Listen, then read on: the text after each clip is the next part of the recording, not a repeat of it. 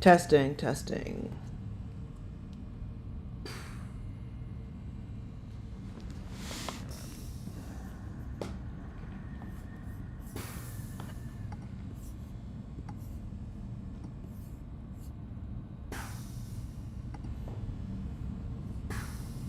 Testing, testing.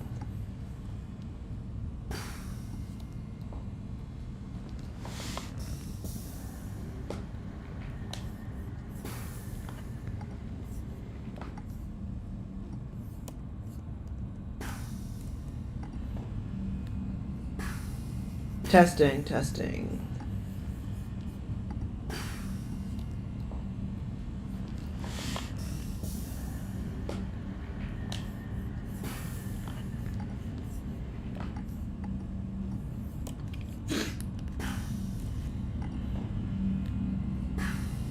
Testing, testing.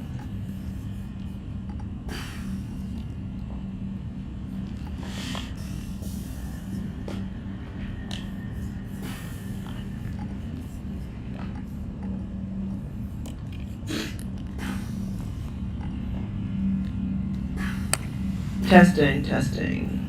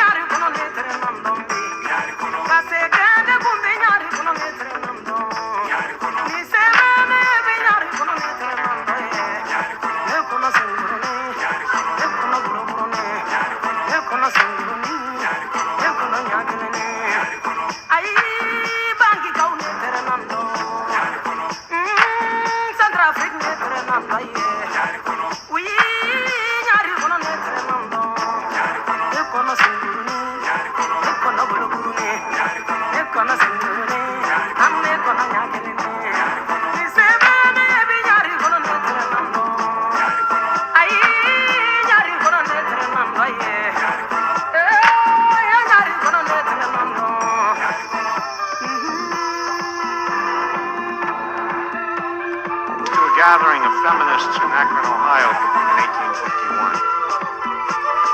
1851. Well, children, where there's so much racket, there must be something out of kilter.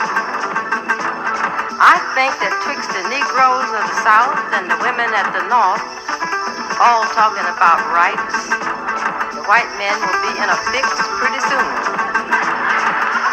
But what's all this here talking about?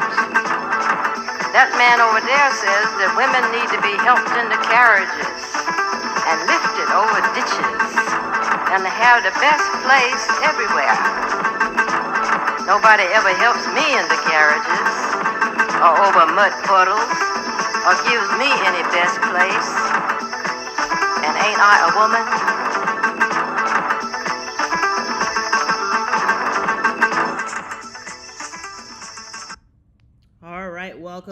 Welcome to session 3 of 228 Accelerator Summer School. We are going to start our work today with our breathing exercise as soon as I stop dancing. So, wherever you are, sit as you're able with your feet firmly planted on the ground. Let me see if I can get that done myself. Imagine that the balls of your feet are extending from your body, deeply rooted in the earth, connected to the other people on this call, the other people in this room, the other people beside you, both past and present and in the future. Relax your shoulders, swallow a couple of times. We're going to breathe in by our nose and out of our mouths, always using our throats for this breathing exercise. The directions are simple. Breathe in as long as possible. Breathe in as slowly as possible. And breathe in as deeply as possible. Let's breathe together. Inhale, breathing 1, 2, 3, 4, 5, 6. Hold it. And exhale. 2, 3, 4, 5, 6. Release. Inhale 1, 2, 3, 4, 5, 6, full lungs, and exhale 2, 3, 4, 5, 6. Release. The deepest breath of the day, we're taking it together as one team in solidarity. Inhale 1, 2, 3, 4, 5, 6. Hold it. And exhale 2, 3, 4, 5, 6. Release. Open up your eyes, come back to center. Welcome, Dre 2024. How did that feel this morning? Good morning. Can you hear me? I can hear you. Can you hear me? Yes, I can hear you. I did that this morning because I have been up very early and I've been on the go. So I needed that moment to like really just sit down and breathe. Love it. Love it. Love it. How you doing this morning? How you feeling? I'm doing good. I had a couple meetings and ran this morning. So I just feel like I've been on the go and so I needed some time. Well, hopefully that this moment, this quick summer school session will fill you up so you will have the fuel and the energy to do what you need to do for the rest of the day. If for folks who are just joining us, we see Sunny Pot, Deserted Body, people are coming and going. Just want to remind you why we are doing this and what this is about. This is 228 Accelerator Summer School with our good friend, partner in all the beautiful crimes, Dre 2024 House of Legends. We are creating and designing a space for discourse and dialogue so we can come together as one. Our mission is very, very simple. Create the spaces and places where we can practice and model and prototype the multicultural, multilingual, multi-ethnic democracy in practice. The future that we want and deserve does not ask for or need permission. We can design and build it today. We are practicing living the future we want today. And we are now at session 3. Session 1, we started with the history of our origins. Session 2 was the future goals of the civil rights movement. And now we are in session 3. Women speak out against fascism in 1969. We're going to start our protocol and our session the same way we started our last session, with connections. But first I want to we'll just start with connections. So I'm going to put some music on the clock, and I want you to take a walk around. You might see some quotes from our last session. In our previous sessions, you might see some quotes from banned books in the Metaverse, our Pride Edition series, and you will see some quotes from the audio text, Women Speak Out Against Fascism, 1969. Take a look at the quotes when we come back. When the music stops, we'll talk about what it brings up for us, and we'll follow the same protocol. Talk about the quotes, connections to the present, and then, hey, Lisa, and then we'll figure out, what this means for our work. So I'm going to put some music on. Manipulate, maneuver. Well, before we get started, let's make sure everyone can manipulate and maneuver their avatars. I'm going to show you what we can do. If you go to your right hand panel, you can clap. If you see or hear something you applaud with, you can cheer, you can dance. Just play around, have fun. Music is going on, and Connections is now open. Walk around.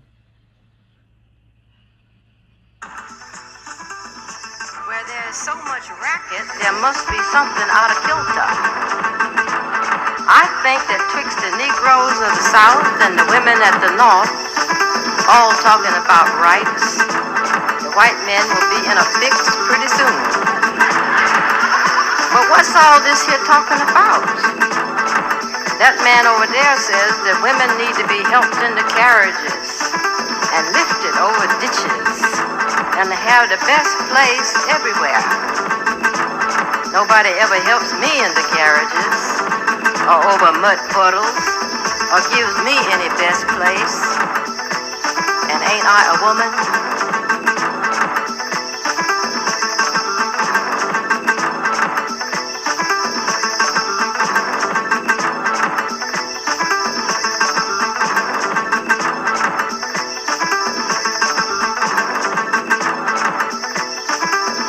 My arm.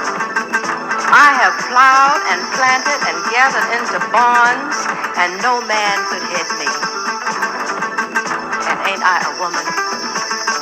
I could work as much and eat as much as a man when I could get it, and bear the lash as well. And ain't I a woman? I have borne 13 children and seen most all sold off to slavery.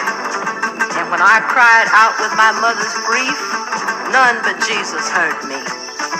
And ain't I a woman? Then they talk about this thing in the head. What's this they call it? Intellect. That's right, honey. Intellect. What's that got to do with women's rights or Negroes' rights? If my cup won't hold but a pint, and yours holds a quart, wouldn't you be mean not to let me have my little half measure full? Then that little man in black there, he says women can't have as much rights as men because Christ wasn't a woman. Where did your Christ come from? Where did your Christ come from? From God and a woman. Man had nothing to do with him.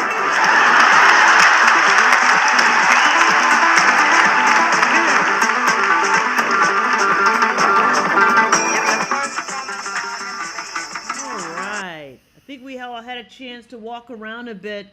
Welcome, Lisa. Welcome, Dre 2024. We can use the chat. We can talk out loud. I am curious. Dre, Lisa, as you walked around, what did you notice? What quotes really resonated or jumped out at you? So I see the new one in front of me, where it says what we want and what we want and what we believe. Mm-hmm. So that's a new one. And then above it, I see the quotation that I think is from what I listened to and what we're going to be discussing today. Yeah. Just like the connections that I have thought about is just like the progression that we started with, like the foundations and where we came from to like what the goals are and the goals of the civil rights movements. And now we're talking about um, women who are speaking out against fascism. And so I just appreciate the depth and the different types of things to show us that, um, to show us about this movement. But I think one of the big takeaways for me, just going through all this, is that how much of this is from, the 1960s. It's 2023, and all of these are still very much relevant. Yeah, Dre, it is so interesting because I'm not sure we have a couple of high school interns doing some work for us around building out the resources. And one of the students going to a very, very esteemed college, he said, I had never heard the word fascism. And it occurred to me how much that word has been thrown around as like it's like the apocalyptic word. It's like, oh, well, we're Yeah. going to fat, but no one really know. I mean, I was like, how would I, how, do we all know what this word means? So one of the things that we did is one of the quotes, we define fascism, and this is the definition. Fascism is a far-right, authoritarian, ultra-nationalist political ideology and movement characterized by a dictatorial leader, centralized autocracy, militarism, forcible suppression of opposition, belief in a natural social hierarchy, subordination of individual interests for the perceived good of the nation and race, and strong re-imitation of society and economy. I don't know that word. I have to look that what? Regimentation. Ah, ha, ha. Strong regimentation of society and the economy. And this text that we're exploring today talks and explores around like women speaking out against fascism. Dre, does that help contextualize why this is so relevant today? Oh, yes. Because a lot of the ideology that was just like said in that definition is what's showing up today. And it's interesting that, the high school students are like unsure of what that means because of like, I mean, I've been hearing it being thrown around in a lot of political, tweets, and I've seen them on the news, and a lot of politicians are like speaking about being against fascism. And I'm glad that you read the definition out loud because it helps like put the connections together. Yeah, yeah. So I want to first start us off with a couple of quotes, and we'll start with the one that's right above our heads, and right below it. I think it's really interesting to put the Black Panther Party 10-point plan, what we want and what we believe, up there because many of the women of color who are in this particular piece are parts of the Black Panther Party, and they're not all black, which is so very important to note. So I'm going to read this quote out loud. The struggle is in competition against other women. For castrated friends and women in particular, in unison, we must let our battle cry be heard. We will no longer tolerate the arrogance, separatism, and magnanimous distortions arising from any kind of discrimination. We will no longer tolerate fascist tactics to attain finance caps through the blood, sweat, and tears of the people. The pig uses enemies necessary to exploit, dehumanize, separate, and conquer down with the pastor's pig oppressor. Long live the people's liberation struggle. So, I mean, I think that's super interesting. Dre, what does that bring up for you when you hear it? Yeah, so I think the sentence that really sticks out to me is the pig uses enemies necessary to exploit, dehumanize, separate, and conquer down with the fascist pig oppressor. Because I just think about what is happening. Yeah.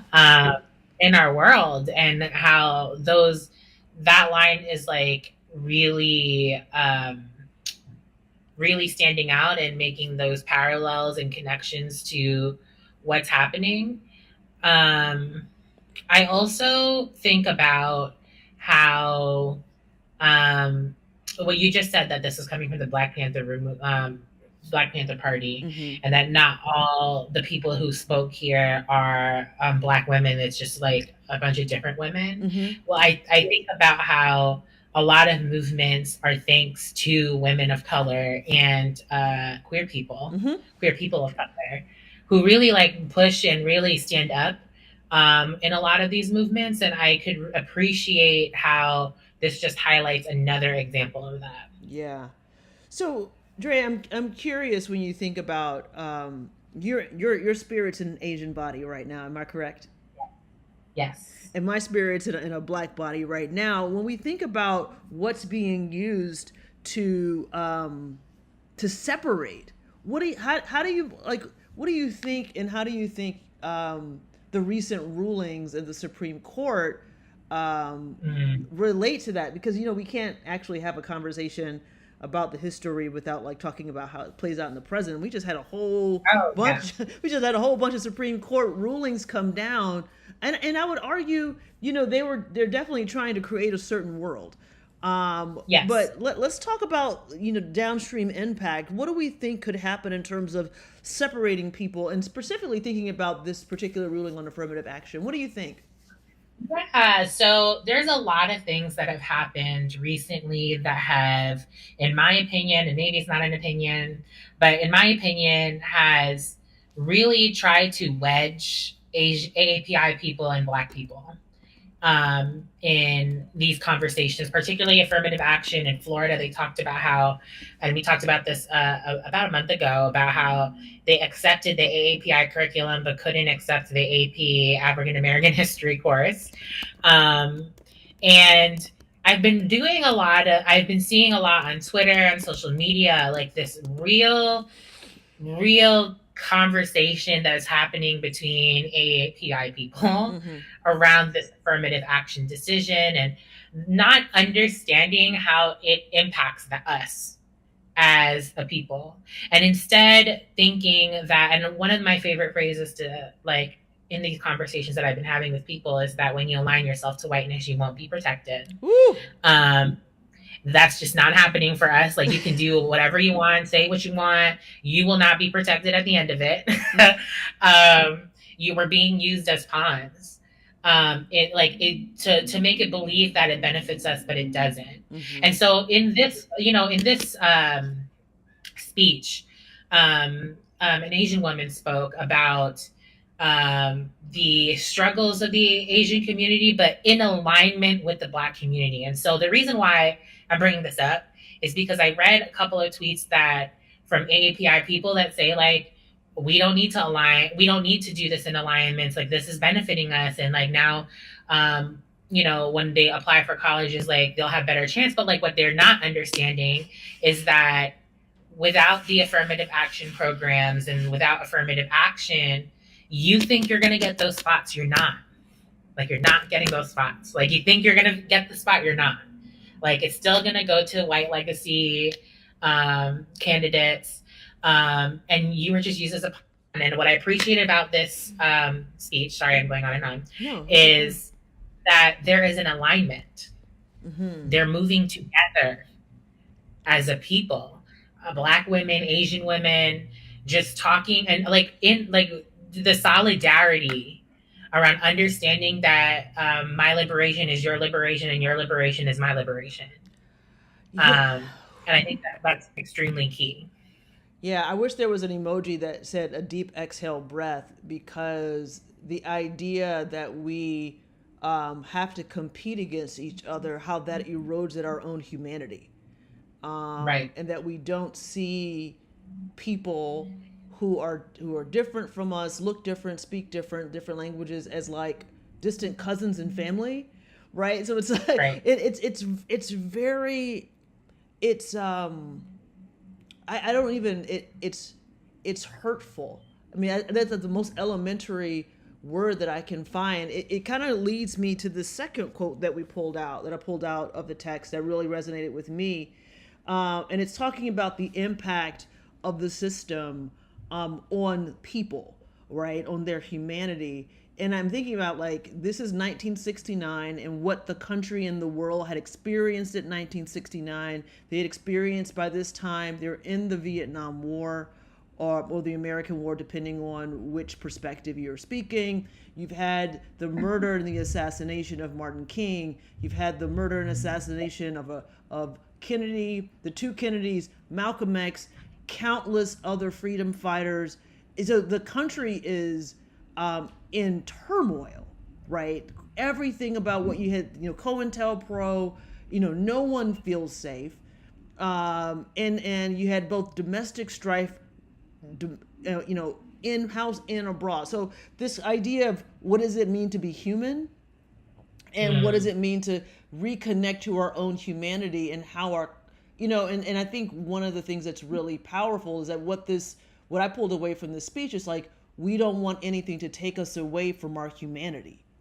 So the quote goes like this: we've been alienated from basic humane relationships, humanitarian contact. We have been alienated from the other half of men. We've been alienated from our children, from ourselves. We've been separated by the tools of this fascist government, the bloody tools that have categorized us and deprived us socially, politically, and economically. And these are the same bloody tools that us wrestling women, especially white women, who know so little of their oppression. Women have been exploited mentally and physically by the color of their skin and the shape of their breasts. I will read that one more time because that was a heavy one. We have been alienated from basic humane relationships, humanitarian contact. We have been alienated from the other half of men.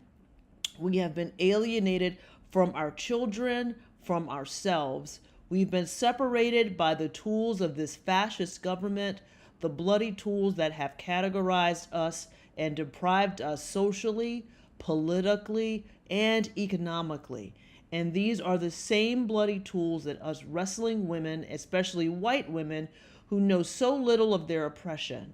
Women have been exploited mentally and physically by the color of their skin and the shape of their breasts. Dre, hilarious surgery. If you want to activate the chat, I'm just curious, like, where did that touch you? Well, the part where it says that white women know very little about their oppression, it's funny because when we talk about, like, affirmative action, like where we were just talking about, affirmative action mostly benefited white women in colleges, in the college admissions process. So there's research data on it, and people talk about it all the time. But I have often also heard when we talk about, like, voting like in terms of political ideology, in terms of, like, voting for rights, etc. White women tend to forget about their oppression, that they end up aligning on the other side. I don't want to say accidentally, because sometimes it's purposefully. And it's funny because it's like we need every single person in this movement to help us fight against patriarchy, or heteropatriarchy, or all of the things. And so when I see this, and particularly when we talk about women, and we're talking about even in this country, when we think about, like, abortion rights, or rights of women to control their body, this is just like another reminder of that. And again, this is 1969, and it's 2023 on our end. Yeah, I mean, I think the word, thank you for that. I heard you say the role of white women, and how important it is for those who have power Yes. in the current system. And this idea is just coming, like how you have to cede that power, not to lose anything, but to create the new system. Mm, And how that new, like, and if our current system is hinges on us being separated, hinges on us being pit against each other, seeing each other, seeing our differences as a way to rob each other of our humanity, rather than seeing our differences as a way to, rather than to animate our humanity. Like, if that is what if those are like the that's the bedrock of the current system, then it's like, then it's important that you have as many people as possible willing to come and work together, right? Come and stand in solidarity. And it is, and it's like, sometimes I'm thinking, like, well, what do you need people to do? And it's like, sometimes you just need them to stand there and be a witness. mm, And sometimes that's hard. right. Be a witness, or also, be a witness is, I think, bare minimum. But then also Bare thinking about minimum, like right? how they could take a step further, speak up for us, protect us. Well, you know what, Dre? Um, I think you're spot on. Sometimes I'm like, how how did um, how did something like slavery last so long, right? Something as mm, brutal, like, and it's like, either it's like, did you not watch it happen, right? Like, right, did you send other people to do the work? Did right, you, or you know what I'm saying? It's like, because how can you, as a human, take another human's child away and listen to that person scream and it not change you, right, or cut a person's limb off and it not change you? And I was like, yeah, like, sometimes you have to, to end suffering, you have to witness and let the suffering change you, and not right. and not like try to push it away. I think I don't know, we can go on and on about that. um but yeah, because I think once you are a witness, and then you have to act. You Yeah. It's the action piece that I think um, it's lacking. It's not even lacking. It's like that takes, I don't even want to say that it takes an extra step of courage. It just like getting to the action piece is what makes it difficult, because another thing that I've experienced in like the graduate school setting or school setting or workplace is that sometimes, and this is not always true, but sometimes white women know what to say. Like they've read the books, they know all of the things on an intellectual level. But then when it comes to policy, when it comes to action, when it comes to implementing something in the workplace, or like you said, standing up to something, there's silence. mm. In your body, And why do you so think that happens? so I think part of it, and I discussed this with a lot of people, like even in my program, I think part of it is like not wanting to give up their own power Mm. and privilege. Like there's a fear in um, giving up their power and privilege in these places. Do you think that's the cognitive thought that happens, or is there another thought? And we're just speculating here. If you're watching this, like, do Yeah, you think? I don't think that's the outright thought. Mm-hmm. I think that's an underlying unconscious thought. I think Mm. the I think that's the unconscious part. I think the conscious part is like fear. Mm-hmm. Like I really think they're afraid to speak up, but like the unconscious or the underlying part of that too is like, well, I'm not giving up what I have. Do you Um, do you think you that know? there has to be a giving up of something in order to create this system where we're all seen and loved as human? Um, in a world where we can be seen and loved as human, I would say no. But in our capitalistic in the world that we live in right now, I would say yes. Yeah. Like there has to be something. They have to give up some of it. Your one of the tenants see power. Yeah. I think is really important in this context. But in a perfect, I don't want to say perfect world, but if we live in a world that centers love, care, community care, collectiveness, like that wouldn't be giving up something wouldn't be as much of an issue because that's just what we embody. Yeah, sometimes I think about how that um, how that thought or fear of losing prevents us from moving forward. Um, and we don't necessarily talk as much about like what it means to gain, or if that's even the frame to have. Right, it's a very that's a quantifiable gain. I don't even like.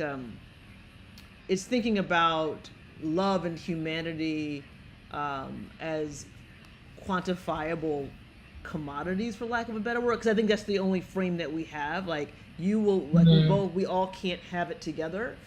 Right. Versus like there's some experiences that are limitless and sizeless and boundless, but we won't know unless we take that step into that unknown.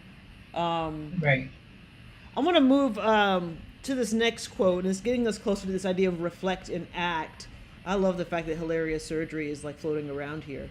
Hmm. And then we'll talk about what it means for this particular moment, and implications to schools. And this is a juicy one. Humanity will not be denied in revolutionary times, and these are revolutionary times. The humanity and dignity. Dignity, the freedom of women cannot be denied and will not be denied for women who no longer ask. Nor now women are ready to struggle for their freedom. 1 minute pass. The path of women will move and must move then from that of missionary to revolutionary. Women must be made to disbelieve in their own inferiority and the acceptance of that if they are ever to be set free, and if it in their just rage they are to become the new army, the new soldiers in the common struggle to destroy what is corrupt and evil, and to construct what will be a just and free society. I think I love that one. Mm. It speaks to um, that theme that I think has been coming up in this conversation around solidarity Mm-hmm. amongst all women. Like imagine if, and I think somebody had said this to me before, but like imagine if women were just like, no, we're not doing that. Mm-hmm. Like everybody, like a movement of people who are like, we're just not, we're just not okay with that. Yeah. But I think to the point of like it says the language that was being used, saying like new army, moving from missionary to revolutionary, is a big leap because it requires I think a large, not even, I don't want to say a larger group of people, but it requires people who are kind of complicit in what's happening in this country or what's happening in our policy to be in alignment with the revolution. Mm-hmm. Um, Mm-hmm. and I guess the question that we have to constantly ask ourselves is like, how do we do that? Like how do we get more people on our side? But I often think about what AOC or Alexandria Ocasio Cortez, you know, was saying when she was first elected, and there weren't many women of color at the time who were in Congress, and she said sometimes 100 neat people need to try for one person to get through. Yeah, oh, yeah. Um, and so I think it just requires more people like pushing through, or more people just being a part of this movement. Yeah. And I want to just note that if you are watching this and you're a part, if you are joining, you're a part. If you're in the chat, and even if you came and left, we're trying. Hopefully, we can amass this 100 or this 100,000 to push through and create more spaces of solidarity. You know, Dre, when I read this and think about it, so much comes up because it's like humanity will not be denied in revolutionary times, and it makes me wonder, like, we're now back in these revolutionary times. I know I've seen more acts of public violence in the past 10 years than I've seen in my entire life. Mm-hmm. And you know, my father, I always like to bring up my parents. My dad was like, because you grew up in peacetime.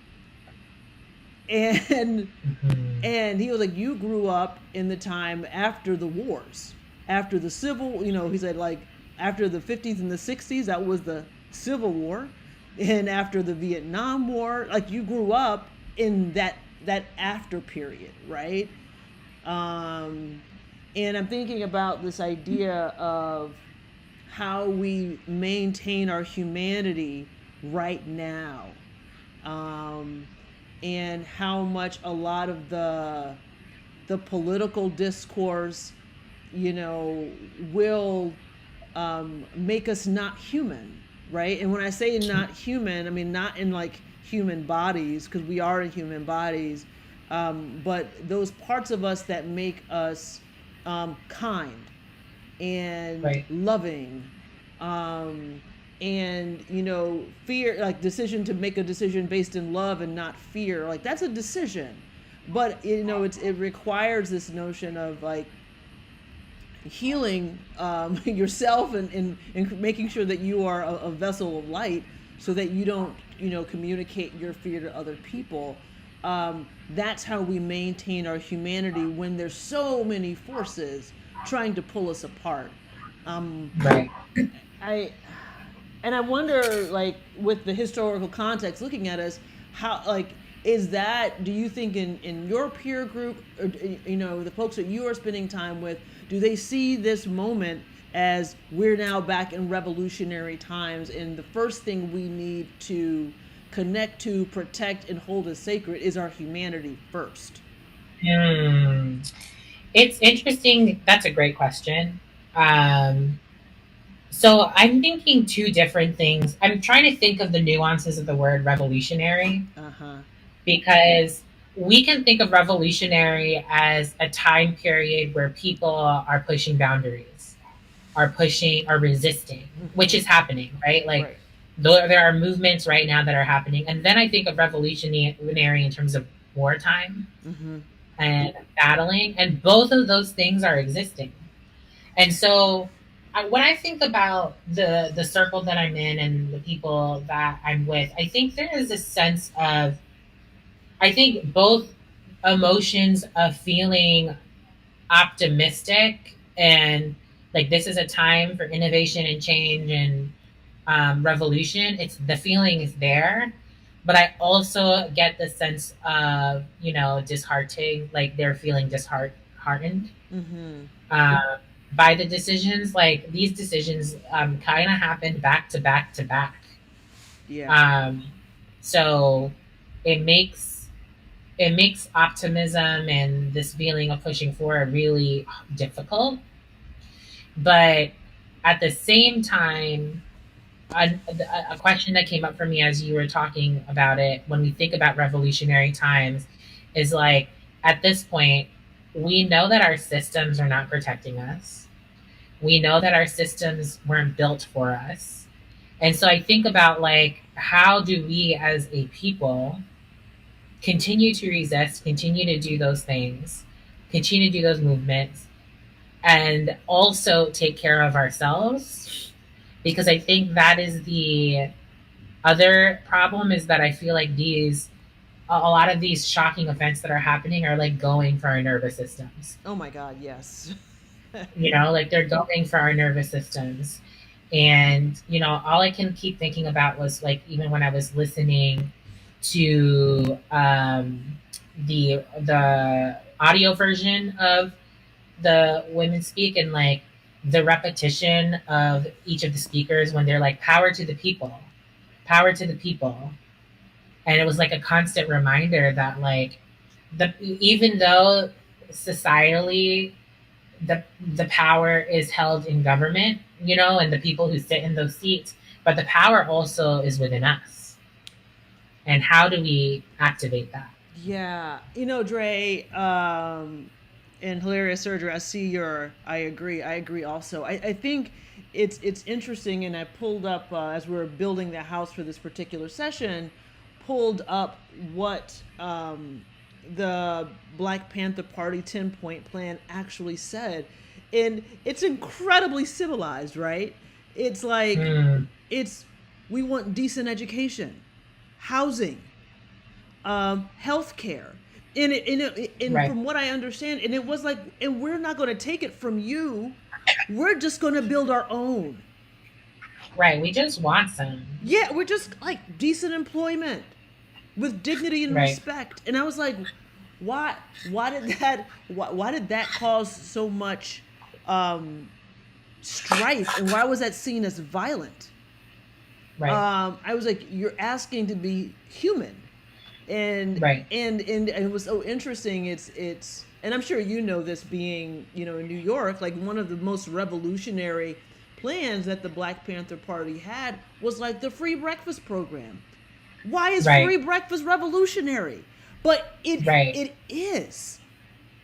Right. And why are people mad And about why it? are people mad?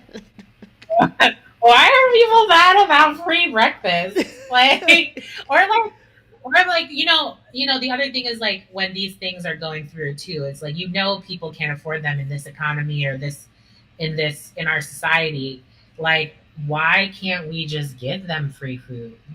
Or like, why can't we have universal health care? Yo, speak Like, on it. I just, Speak I on don't, it. I just don't. I'm like, people argue about it all the time, and then the common thing that is often said is like, oh, like people need to earn their thing, but also why? Yo, Like, don't get me why started on can't that. just because, like, I'm a human being just like you, and everyone in this world or this country is a human being. Why can't we just have access to healthcare? You, Like, you know, we I don't, mentioned. Don't get me started, Andre. I know, I just I mean, like, but the idea, so it's so interesting because um, so many ideas come up, and this is why I think studying history and knowing history is very important. Did I tell you right. about the book I read, Sick from Freedom? I think you've talked about it, but you should Yeah, refresh yo, my I think memory on it. anybody and everybody should read it because it talks about what actually happened after emancipation. And it talked about Mm. the country being, you know, in turmoil from a civil war, absolutely no infrastructure, none whatsoever. Yep. And you have Yep. enslaved, newly freed people who freed themselves running to Right. Union lines in the middle of winter, right? Yep. Running over dead Yep. horses, dead bodies, infestation galore, disease everywhere, only to get to Union lines and been told, oh, if you want to have health care, you have to now work. And they're like, yo, I just finished working for free, freed myself. Right. Yeah. And what the legislators said, they did not want to create, they didn't want the newly freed Americans, Black Americans, to be dependent on the federal government. So they didn't build hospitals. Right. WTF. And they said, and the guy, and Right. the historian that said, oh, and at the same time, there was a pandemic of smallpox. Right. But it's interesting that part of history too, to talk about like they had a pandemic Right. of smallpox. And so like, the thing that I think about as you were going through that is like how, remember, and everyone who hasn't taken Caroline's course yet, she talks about mantras. And so there's the mantra of the stop, drop, and roll, how that has carried over. Yeah. But when you said the phrase, they didn't want Black people to depend on the government. and how that stereotype or sentence is carried on to today. And like you hear people say that, And don't know where it it's comes just, from. yeah, it's just like, okay, like Just I'm just I'm just baffled by it, but it's a great reminder about like how all of these mindsets and all of the things that we're going through in our society today didn't just come out of nowhere. no. Like there's just like the book that we read in Banned Books in the Metaverse, from All Boys Aren't Blue. Every single stereotype, racist statement, homophobic statement, transphobic statement, all those statements had come from something in history that can be traced down. And I think he uses the word pathology Mm-hmm. in that, where these very unhealthy mindsets, which is interesting because you said the book was called, what did you say the book was called? Sick from freedom. Sick for Freedom. Yeah. Um, and illnesses and like these mindsets make us ill and sick. Um, we just really come from, we can pinpoint where they are. Yeah. And it brings me back People to ignore them. what'd you say? People ignore them. Yeah. They ignore that it exists. And it reminds me of this very, very, very, very, very bright student who said, I don't know, I've never heard of the word fascism. And he's going to an elite college, graduated at the top of his high school class. And I was like, well, and I was thinking, like, had I heard of that word when I was in high school? I'm not sure. Right. But, schooling and education has to be relevant to the time. So, what do we Right. think, if we want a world where everyone is seen, heard, and loved, and they are able to live into their gifts, and their humanity is realized? Dre, let's now, pivot and shift our conversation to, like, what do we think schools can do in this moment? How do we teach this? How do we expose students to this part of the story? Right. I think, it's interesting. I love that you were connecting this back to what should be happening in schools. Like oftentimes we have curriculum that, oh, we have to start from 1492 and then start there and then like go. And it's funny, Caroline, because my experience of social studies I or just know. history in general I know. is that we never make it to current events. Oh, yeah, I know. Never. And I'm going to say, well, actually, that's not true because when I was a history teacher, I always connected the whatever we were learning in the unit to like what was happening today. And so that they got both the historical context and like why does this matter today. But in a lot of situations, people stop at World War II. Mm. That's it. Why do you think? So say that again. Why do you think that happens? Well, one is I think curriculum wise, there's so much to like. People are overwhelmed with what to cover, but also because that is how we were taught when like that's something that we experienced in the 1990s or 2000s. I'm sure is something that was experienced in the 1980s, etc. That it just carries on like that. Mm-hmm. Mm-hmm. It just continues to carry on. It continues to be the same. And then there are teachers who are still using material that is outdated. So there's just, I feel like I don't want to say it's a curriculum problem, but I also think that it's a problem that our people, the humanity, cannot do history critically in a critical sense. Yeah, I think that in the same way that we know that there were some schools in our country's history that modeled democracy in practice from what they taught to what they prepared, it might be time for us to remember those schools and say, hey, if we want, a society that values humanity and fairness and trust in a just society, and we know we're going to have to rebuild it. right? We know our country is really young. I mean, someone said, I think I read the other time, it's like like our full democracy isn't even 100 years old. It might just be in the 60s when black folks got the right to vote without fear, right? Right. So if you think about like Voting Rights Act was passed in what was it 65? Yo, Yes. we're really young at this multicultural, multiracial democracy thing. But it doesn't mean that we can't figure it out together. Right. Um, Right. what would a classroom look like, Dre, that valued and recognized humanity Ooh. of all children? Let's start with the most marginalized. Let's talk about it. Yeah, I think a class that respects all of everybody in terms of humanity is, I think, a classroom that centers everyone's voice. Mm. I think it's a classroom that prioritizes representation, prioritizes representation in a sense of like centering the most marginalized.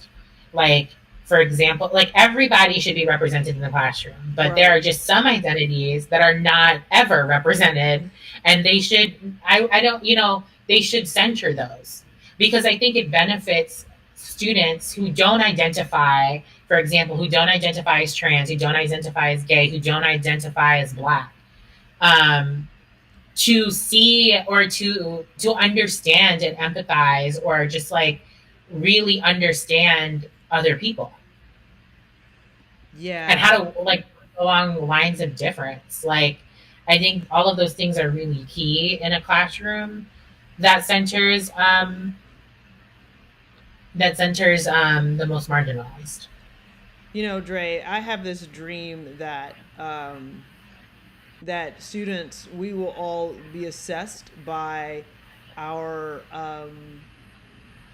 our ability to connect with others, right? And it's like, oh, if you're born in a black body that is English dominant, well, you know, your area of growth might be connecting with people who don't speak English. Or Yeah. if you're cisgendered, well, you know what? I'm going to pretty much predict that having relationships with trans folks is going to be hard unless you really display effort there. You know what? You're going to Right. have to display effort there, and we're going to provide learning opportunities for you and also assess, because if they're not in your community, if they're not in whoever the most marginalized are, like if they're not even close to you, you can't even be a witness, and then you can't even Right. reflect it. You can't even reflect an Right. Right. act, Right. and like then it's like it doesn't, when something like the affirmative action bill or not bill ruling comes, it's like, oh wow, I don't know anyone who that affects. You're like, oh no, yeah you do. Talk to Right. them and get an Right. understanding about like, no, this is not great. Or you don't Right. have, if you don't have any women who have ever struggled with, you know, uh, getting an abortion because that's the choice that was best for them, like Right. have people in your circle that will teach you and remind you that there's always something to learn. And I think that's what Yeah. solidarity is about. Like, we don't have it figured out, and Right. that's half of it. Right. I also want to uplift because I think a part of the affirmative action discussion is who deserves a top-notch education, Ooh, and the dance on it. answer is everyone. Everyone. Just because you score a 2400 on the SAT does not mean that you deserve a better education than somebody else. Right. I'm uplifting that because there's conversations happening where it's like, well, they're focusing more on accolades and achievement, their personal accolades and achievement. So it becomes what is that word? Meritocracy. Meritocracy. Yeah, it becomes a meritocracy environment where it's like your value is only how well you do on a test, or how well you do in grades. And I was reading someone's opinion where they were saying like, okay, like people can do well on a test, but you're not going to find revolutionaries through a standardized test. you won't. Right. Right. And Yeah. it's like thinking about even what you're saying in terms of how do we make sure that the classrooms are humanizing. It's also, I think, the responsibility of every adult in the building, leaders, educators, to remind themselves that every kid at your school deserves a top-notch education. Yes. Double click on Yeah. that. And if Yeah. we are moving very rapidly to a place in a place where higher education will be more segregated because that's where we're Hmm. going, then it's a moral Right. imperative to make sure that K-12 education is not. Correct. And we figure out new ways of bringing different bodies together, and not just because, just because, and not just because they're in different bodies, because there's different wisdom and experience that comes in those different bodies that we need to value, elevate, and respect as expertise that's required and necessary for the multicultural, multiracial, multilingual, multi-ethnic democracy. It's like we're just not going to get there unless we, Right. demonstrate incredible effort. Right. Right. Whew. Yeah. And shout out to all the women of color doing this work in public and behind the scenes, because we know. And We know. since the beginning, right? It's Yeah. and I think that's why conversations like this, spaces like this, are important, so that at least we are reminded that there is something else, right? There is Right. something over there that, oh, it looks different, it feels different, and we can at least practice what these conversations could look like, feel like, and sound like, in the present day, even if we don't have our physical brick and mortar spaces having the courage to reflect them at this time. It is 11:56. Andre, what are you doing for the rest of the day? Oh, today I have an art class this afternoon, Ooh, so I I'm love it. gonna wind down with that. But I'm gonna be doing some catch up on work, do some journaling, and as everyone knows, or I've talked about a million times, I'm prioritizing wellness for 2023, Hmm. and so I'm trying to keep that commitment. I love it. I love it. Well, we're going to head and close this conversation out. If you are watching, if you are joining, thank you so much for joining Summer School Session 3, Women Speak Out Against Fascism. Next week, we'll be talking about Miles Horton, the radical hillbilly, a blueprint for activism and civic engagement. You can follow us on Twitter, 228accelerator.com. That's not actually our Twitter handle, but that's our email address. Twitter is 228accelerator. And join us in the community. Paywalls are down for the summer. exdcommunity.org. Check out the resource. Download it. Have a good time. And we are out. Let's dance it out, Andre. Let's dance it out. Yes. Hold on. Let me put my music on. Here we go. Here we go. Here we go.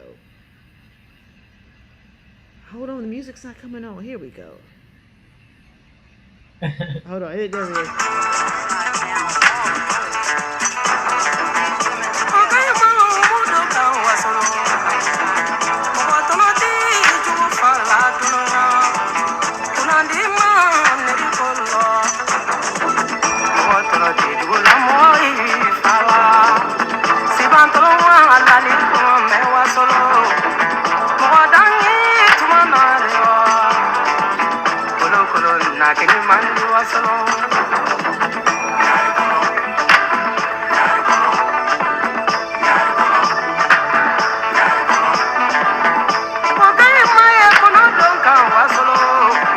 Wasolo kaya kumunaka